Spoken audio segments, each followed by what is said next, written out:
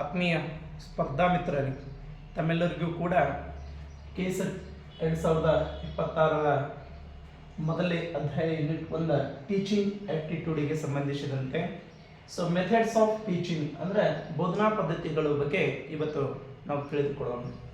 ಇಲ್ಲಿ ಬೋಧನಾ ಪದ್ಧತಿಯಲ್ಲಿ ಪ್ರಮುಖವಾಗಿ ಎರಡು ಪ್ರಕಾರಗಳನ್ನು ನೋಡ್ತೀವಿ. ಒಂದು ಆಫ್ಲೈನ್ನಲ್ಲಿ, ಇನ್ನೊಂದು ಆನ್ಲೈನ್ನಲ್ಲಿ. ಏನು ವ್ಯತ್ಯಾಸ ಆಫ್ಲೈನ್ ಮತ್ತು ಆನ್ಲೈನ್ಗೂ ಇರುವಂಥದ್ದಂತ?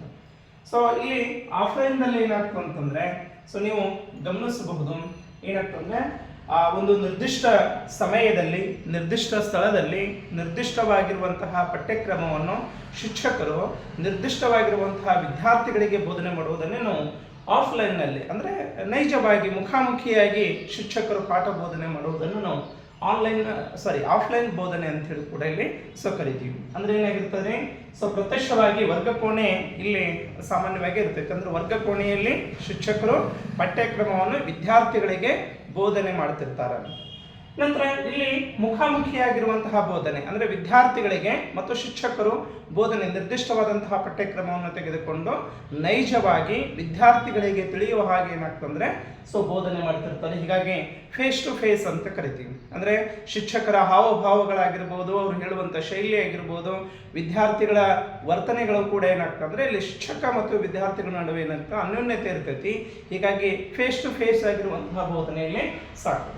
ನಂತರ ಇದಕ್ಕೆ ಪಾರಂಪರಿಕವಾಗಿರುವಂತಹ ಹಳೆಯ ಬೋಧನಾ ಪದ್ಧತಿ ಅಂತ ಕರಿತೀವಿ. ಅಂದರೆ ತಲೆತಲಾಂತರದಿಂದ ಹಿಂದಿನಿಂದ ಗುರುಕುಲ ಪದ್ಧತಿಯಿಂದ ಬಂದಂತಹ ಒಂದು ಪದ್ಧತಿ ಅಂತ ಕರಿತೀವಿ. ಯಾಕಂದರೆ ಶಿಕ್ಷಕ ಮತ್ತು ವಿದ್ಯಾರ್ಥಿಗಳ ನಡುವೆ ನಡೆಯುವಂತಹ ಒಂದು ಸಂವಹನ ಕ್ರಿಯೆ ಅಂತೇಳಿ ಕೂಡ ಇಲ್ಲಿ ಕರಿತೀವಿ. ನಂತರ ಇಲ್ಲಿ ನಿರ್ದಿಷ್ಟವಾದಂತಹ ಪಠ್ಯಕ್ರಮ ಇರ್ತದೆ. ಅಂದರೆ ಫಿಕ್ಸ್ಡ್ ಆಗಿರುವಂಥ ಆಯಾ ತರಗತಿಗೆ ಸಂಬಂಧಿಸಿದಂತೆ, ಇವತ್ತು ಹೈಸ್ಕೂಲ್ ವಿದ್ಯಾರ್ಥಿಗಳಿಗೆ ಆದರೆ ಹೈಸ್ಕೂಲ್ ವಿಷಯಕ್ಕೆ ಸಂಬಂಧಿಸಿದಂತಹ ಯಾವುದೇ ತರಗತಿಯ ಯಾವುದೇ ಒಂದು ವಿಷಯವನ್ನು ಕೂಡ ಏನಾಗ್ತದೆ ವರ್ಷದುದ್ದಕ್ಕೂ ಬೋಧನೆ ಮಾಡುವಂತಹ ನಿರ್ದಿಷ್ಟವಾಗಿರುವಂಥದ್ದು ಏನಾಗಿರ್ತದೆ ಸಿಲೆಬಸ್ ಇರ್ತೈತಿ, ಪಠ್ಯಕ್ರಮ ಇರ್ತೈತಿ. ಆ ವಿಷಯವನ್ನೇ ಹಂತ ಹಂತವಾಗಿ ವಿದ್ಯಾರ್ಥಿಗೆ ತಿಳಿಯುವ ಹಾಗೆ ಕೂಡ ವರ್ಷ ಪೂರ್ತಿ ನಾವೇನು ಮಾಡಬೇಕು, ಶಿಕ್ಷಕರು ಬೋಧನೆ ಮಾಡೋದಂತೆ. ನಂತರ ಈ ಆಫ್ಲೈನ್ ಬೋಧನೆಗೆ ನಾವೇನಂತ ಕರಿಬೋದು ಇನ್ನೊಂದು ಅಂತಂದರೆ ಪೇಪರ್ ಪೆನ್ ಪರೀಕ್ಷೆಯಿಂದ ಅಥವಾ ಪದ್ಧತಿ ಅಂತ ಹೇಳಿ ಕೂಡ ಕರಿತೀವಿ. ಅಂದರೆ ಇದನ್ನು ಬೋಧನೆ ಆದಮೇಲೆ ವರ್ಷದುದ್ದಕ್ಕೂ ಮಾಡಿರುವಂತಹ ಬೋಧನೆಗೆ ನಂತರ ಪೆನ್ ಮುಖಾಂತರ ಪರೀಕ್ಷೆಗಳನ್ನು ಬರೆಯೋದು ಪೇಪರ್ ಪೆನ್ ಪರೀಕ್ಷೆ ಅಂತೇಳಿ ಕೂಡ ಇಲ್ಲಿ ಕರಿತೀವಿ. ನಂತರ ಚಾಕ್ ಮತ್ತು ಟಾಕ್ ಪದ್ಧತಿ ಅಂತ ಹೇಳಿ ಕೂಡ ಕರಿತೀವಿ. ಚಾಕ್ ಅಂತಂದ್ರೆ ಬರವಣಿಗೆ ಅಂತೇಳಿ, ಅಂದರೆ ಬೋರ್ಡ್ ಮೇಲೆ ಕಪ್ಪು ಹೊಲಿಗೆ ಮೇಲೆ ಬರೆಯೋದ್ರ ಮುಖಾಂತರ, ಮಾತನಾಡೋದ್ರ ಮುಖಾಂತರ ಮುಖಾಮುಖಿಯಾಗಿ ಇಲ್ಲಿ ಏನಾಗ್ತದೆ ಬೋಧನೆ ಸಾಗ್ತದೆ. ಹೀಗಾಗಿ ಚಾಕ್ ಆ್ಯಂಡ್ ಟಾಕ್ ಪದ್ಧತಿ ಅಂತ ಹೇಳಿ ಕೂಡ ಕರಿತೀವಿ. ಅದಕ್ಕೆ ಆಫ್ಲೈನ್ ಪದ್ಧತಿಗೆ.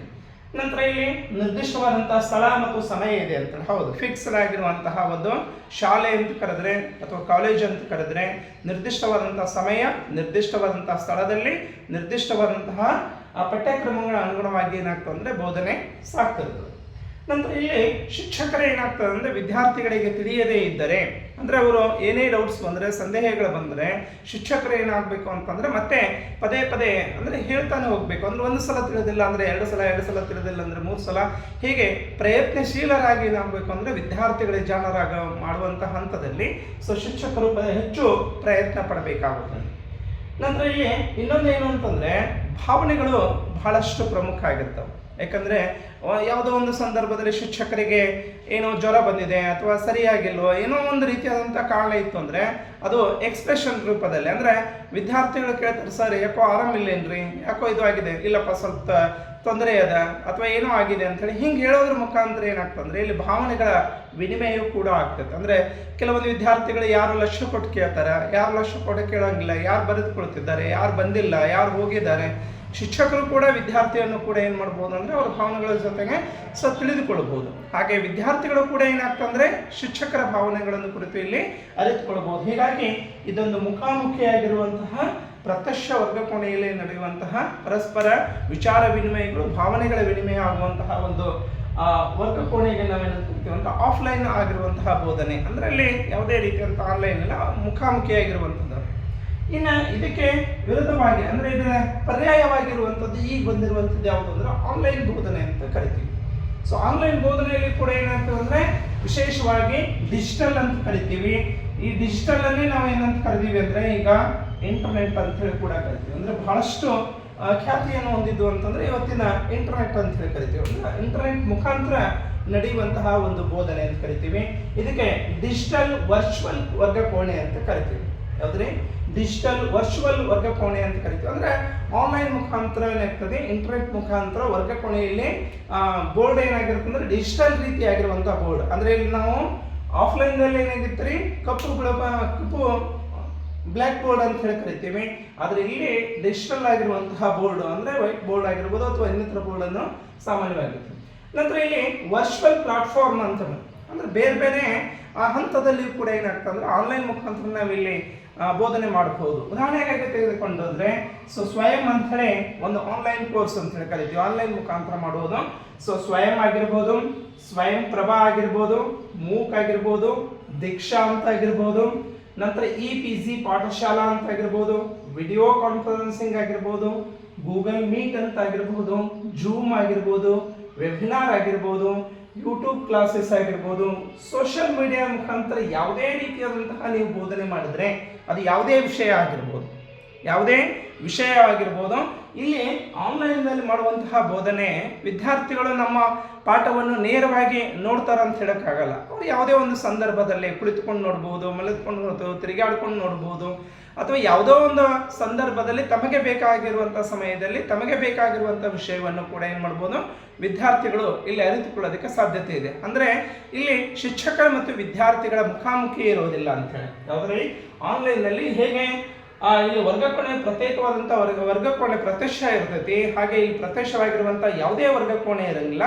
ಕೇವಲ ಶಿಕ್ಷಕರು ಏನಾಗ್ತದೆ ಪಾಠ ಬೋಧನೆ ಮಾಡುವಂಥ ಒಂದು ಸಂದರ್ಭದಲ್ಲಿ ಎದುರುಗಡೆ ಇರುವಂತಹ ಒಂದು ಕ್ಯಾಮ್ರಾ ಇರ್ತೈತಿ, ಅಥವಾ ಅವರಿಗೆ ಬೇಕಾಗಿರುವಂಥ ವಸ್ತುಗಳು ಇಟ್ಕೊಂಡು ಬೋರ್ಡ್ ಮುಖಾಂತರ ಏನಾಗ್ತದೆ ವಿಷಯವನ್ನು ಇಲ್ಲಿ ಪ್ರಸ್ತಾಪ ಮಾಡ್ತಾರೆ.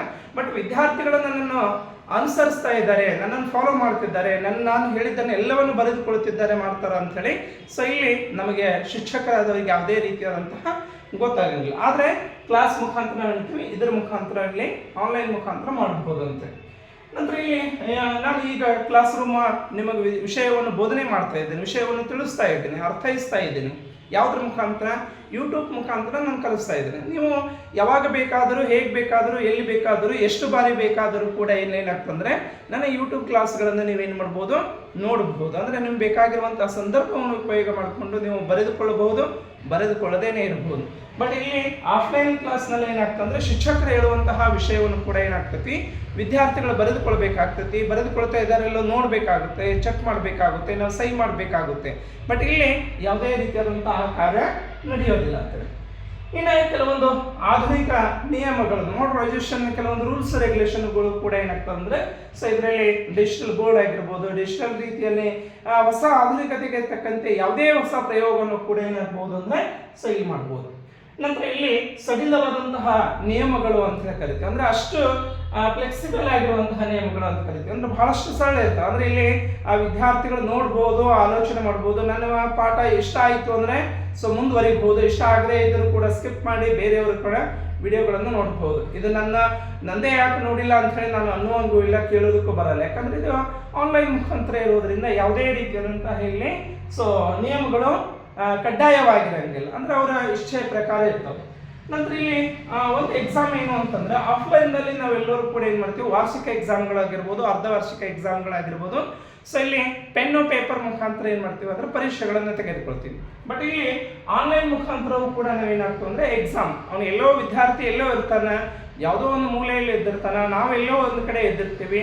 ಆದ್ರೆ ಆನ್ಲೈನ್ ಮುಖಾಂತರ ನಾವೇನಾಗ್ತೀವಿ ಅಂದ್ರೆ ಆ ಪರೀಕ್ಷೆಗಳನ್ನು ಬರೆಯುವುದು ಅಂತೇಳಿ ಲೇಟೆಸ್ಟ್ ಆಗಿರುವಂತಹ ಹೊಸ ವಿಧಾನಗಳನ್ನು ಕೂಡ ಮೌಲ್ಯಮಾಪನದ ಇವ್ಯಾಲ್ಯೂಯೇಷನ್ ಮೌಲ್ಯಮಾಪನಕ್ಕೆ ಸಂಬಂಧಿಸಿದಂತಹ ಪದ್ಧತಿಗಳನ್ನು ಕೂಡ ಇಲ್ಲಿ ಅಳವಡಿಸ್ಕೊಳ್ಬಹುದು. ನಂತರ ಇಲ್ಲಿ ಡಿಜಿಟಲ್ ಬೋರ್ಡ್ ಇರ್ತೈತಿ. ನಂತರ ಭಾವನೆಗಳು ಬಹಳಷ್ಟು ಕಡಿಮೆ ಅಂತೇಳಿ ಏನಾಗಿದ್ದಾರೆ, ಶಿಕ್ಷಕರಾಗಿರ್ಬೋದು ಅಥವಾ ವಿದ್ಯಾರ್ಥಿಗಳ ಭಾವನೆ ಇಲ್ಲೇನಾಗಲ್ಲ ಅಂತಂದ್ರೆ ಪರಸ್ಪರ ವಿನಿಮಯ ಆಗಂಗಿಲ್ಲ ಅಂತೇಳಿ. ಯಾಕಂದ್ರೆ ಶಿಕ್ಷಕರಿಗೆ ಯಾವುದೇ ರೀತಿಯಂತ ವಿದ್ಯಾರ್ಥಿಗಳ ಮುಂದೆ ಇರಂಗಿಲ್ಲ.